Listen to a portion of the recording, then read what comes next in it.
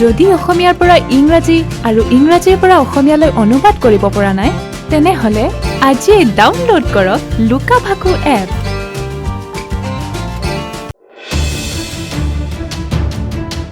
অভয়পুৰীৰ চৌতাকুছিত আতংকিত গাঁওবাসী।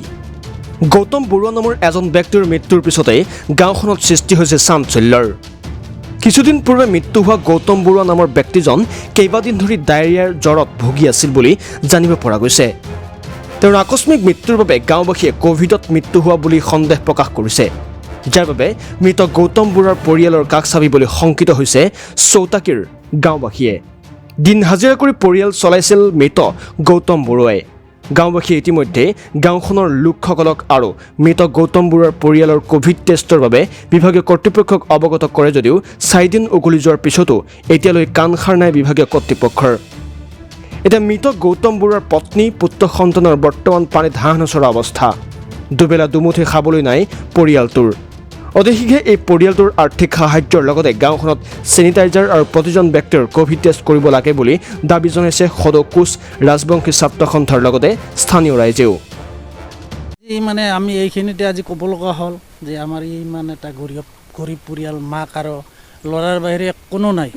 গতিকে আজি 4 দিন হ'ল এই মানে কোভিড টেষ্ট কৰিবা আহা বুলিতো আহি পোৱা নাই। গতিকে এই ইমান গাফেলতি কৰা আমি এখানে অলপ বেয়া পাইছোঁ। কাৰণ কিয় তাত কোভিড পজিটিভ, তাত মানুহ অহা যোৱা কৰিব নোৱাৰে। তাই যে সিহঁতে খাইছে না নাখাই আছে, যাব নোৱাৰে, সুধিব নোৱাৰে, কায়ো যাব নোৱাৰে। গতিকে সোনকালে এইটো কৰিব লাগিছিল, কিন্তু মেডিকেল ডিপাৰ্টমেণ্টে কিয় ইমান গাফেলতি কৰি আছে?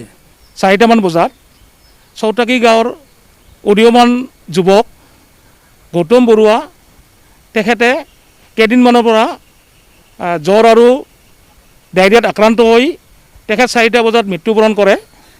আৰু এই মৃত্যুবৰণ কৰাৰ পিছত তেখেতৰ যিহেতু লক্ষণটো এইবাৰ কোভিড-19ৰ লক্ষণটো যিহেতু কৰোণা হোৱা যেন অনুমান হৈছিলে, সেইকাৰণে তেখেতৰ মৃতদেহটো কোনো চুব খোজা নাছিলে। তাৰপিছত মই এজন চৌতাকীৰ গাঁৱৰে এজন যুৱকে মোক ফোন কৰি কথাটো জনালে। তেখেতৰ নামটো অধৰ ৰায়। তেখেতে জনোৱাৰ পিছত মই SDO মহোদয়ক মই কথাটো ফোনযোগে মই জনাইছিলোঁ। তেখেতে লগে লগে কৈছিলে যে মৃতদেহটো কোনো চুব নালাগে, মই ব্যৱস্থা কৰি আছোঁ, মই এম্বুলেঞ্চ পঠাই আছোঁ আৰু তাত মানুহ যাব, তেওঁলোকে ডেড বডিটো উঠাই দিব, সেইটো বঙাইগাঁও অসামৰিক চিকিৎসালয়ত সেইটো কোভিড টেষ্ট কৰিব। তাৰপিছত কি ৰিজাল্ট আহে তাৰপিছত পৰৱৰ্তী পদক্ষেপ ল'ব। তে মই এইখিনিকে সদৌ কৰ্মচাৰী ছাত্ৰ সন্থাৰ ফালৰ পৰা এইখিনি ক'ব বিচাৰিছোঁ যে এতিয়া সেইদিন গৌতম বৰুৱা এদিন মৃত্যুবৰণ কৰাৰ পাছৰ পৰাই চৌতাকী গাঁওখনে বহুত উৎকণ্ঠাত, বহুত শংকিত হৈ আছে।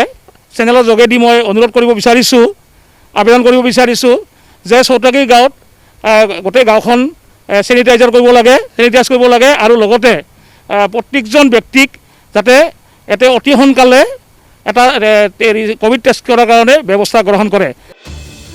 অভয়পুৰীৰ পৰা হিমাংশু দাসৰ ৰিপৰ্ট, টাইমছ গুৱাহাটী।